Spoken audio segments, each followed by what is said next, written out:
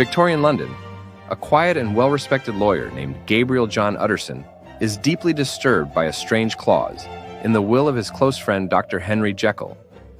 The will states that in the event of Jekyll's death, or even his unexplained disappearance, all of his possessions should pass to a man named Edward Hyde. The name is unfamiliar to Utterson, and what little he learns about Hyde fills him with unease. Those who have seen Hyde speak of him with revulsion, describing his appearance as distorted, his demeanor as cruel and unnatural. There is something profoundly wrong about the man, something inhuman.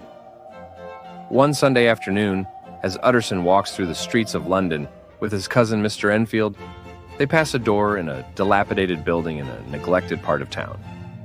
Enfield recounts a disturbing story about this very spot. Late one night, he saw a man brutally trample a young girl who had accidentally crossed his path. Rather than flee, the man calmly walked on until Enfield and others confronted him. They forced him to compensate the girl's family, and to their surprise, he returned with a check signed by none other than Dr. Jekyll. The man who committed the act, Enfield reveals, was Edward Hyde. This revelation confirms Utterson's fears. He believes Hyde may be blackmailing Jekyll, or perhaps has some dark power over him. Determined to protect his friend, Utterson begins to investigate. He seeks out Hyde's residence and even confronts him. Hyde is cold, harsh, and radiates malice. Utterson is disturbed not just by Hyde's appearance, but by the sense of dread the man inspires. Utterson visits Dr. Jekyll, who assures him that he can end his association with Hyde at any time. Jekyll begs Utterson to drop the matter, promising that Hyde will soon disappear from his life. For a while, things do seem to improve. Jekyll returns to his social circles, throws dinner parties, and appears happier. But this peace is fleeting. One night, a maid witnesses a gruesome murder from her window. A man, later identified as Sir Danvers Carew, a well-liked member of Parliament, is viciously attacked and beaten to death with a walking cane. The killer is none other than Edward Hyde. The news sends shockwaves through the city, and Hyde vanishes. Utterson, now desperate for answers, confronts Jekyll again. Jekyll tells him that Hyde is gone and will never return. He shows Utterson a letter, allegedly written by Hyde, stating that he is leaving the country. But something doesn't sit right with Utterson.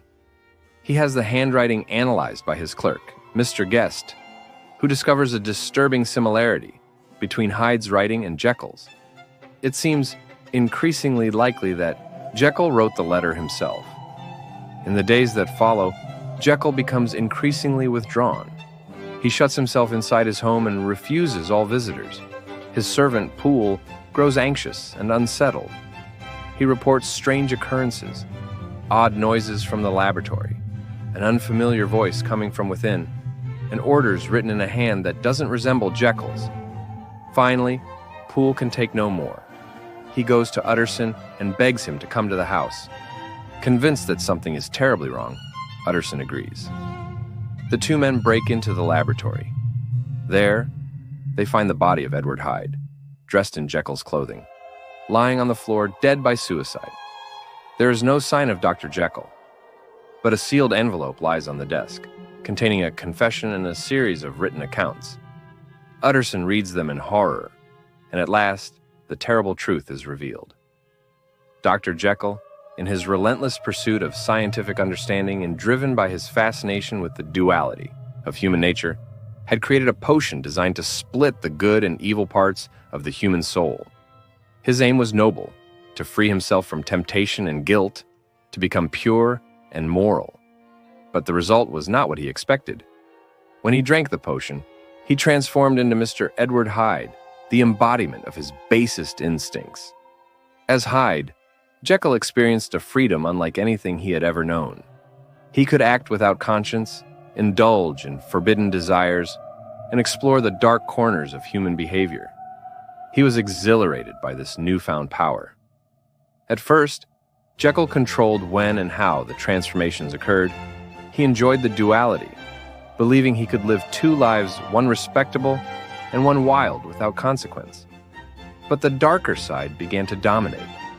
Hyde grew stronger, bolder, more violent. Jekyll tried to suppress him, but the transformations began to happen spontaneously, even in sleep. Jekyll awoke one morning in the body of Hyde, having never taken the potion. Worse, the original mixture no longer worked to reverse the change. He had become addicted to his darker self. Haunted by his actions and frightened of permanent transformation, Jekyll resolved to abandon Hyde. He swore never to take the potion again. But the desire returned, the temptation unbearable. Eventually, he gave in. That night, in a fit of uncontrollable rage, Hyde murdered Sir Danvers Carew. The crime shocked even Jekyll. Horrified, he destroyed his laboratory equipment and vowed to bury Hyde forever. But it was too late. His physical and moral boundaries were already dissolving. The transformations began without warning, sometimes lasting for hours. Jekyll's identity, his soul, was slipping away. The final days were torment. Jekyll isolated himself, hoping to find a cure. But his supply of the rare chemical needed for the potion had run out. He scoured the city for more, but the exact compound could not be replicated. Without it, he could not regain control. Hyde was taking over permanently. In the final entry of his confession, Jekyll writes that he is preparing for the end. He knows that when the potion runs out, he will be Hyde forever. Unable to live with the monster he has become, he resolves to end his life. It is Hyde's body that Utterson and Poole find, but it is Jekyll's soul that has perished. Themes and reflections. The story of Dr. Jekyll and Mr. Hyde is more than a tale of horror. It is a profound exploration of the human condition. Stevenson's novella delves into the idea that every person harbors both good and evil within them. It questions the morality of repression and the dangers of denying our true selves. Jekyll's experiment was born from a desire to live a virtuous life free of sin, but instead, it exposed how thin the veneer of civility truly is. Hyde, unbound by conscience, became the dominant force because Jekyll had given him room to exist and grow. In trying to separate himself from his darker side, Jekyll only fed it. Utterson serves as the moral anchor in the story, a man who, though perplexed by what he doesn't understand, remains loyal and upright. His perspective allows the reader to witness the horror unfold gradually, as one layer of mystery is peeled back at a time. Dr. Jekyll and Mr. Hyde continues to resonate today because it speaks to the duality that exists in everyone. It reminds us that ignoring or suppressing our darker impulses does not destroy them. It may only make them stronger.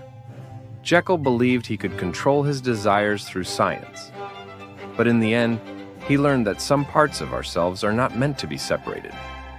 As Utterson closes the final pages of Jekyll's confession, he sits in silence, the weight of the truth pressing down on him like a leaden shroud. The bustling streets of London seem distant now, their clamor muted by the storm raging within his mind. He realizes that Jekyll's tragedy was not merely one man's fall, it was a mirror reflecting humanity itself. Each person carries their own Hyde, lurking beneath polished manners and societal expectations, waiting for an opportunity to emerge. The story leaves Utterson and the reader with an unsettling question. If given the chance to confront your inner darkness, would you dare? Or would you, like Jekyll, find yourself consumed by it? Stevenson's masterpiece lingers long after its conclusion, a haunting reminder that the line between good and evil is thinner than we dare admit, a fragile thread holding back the chaos within.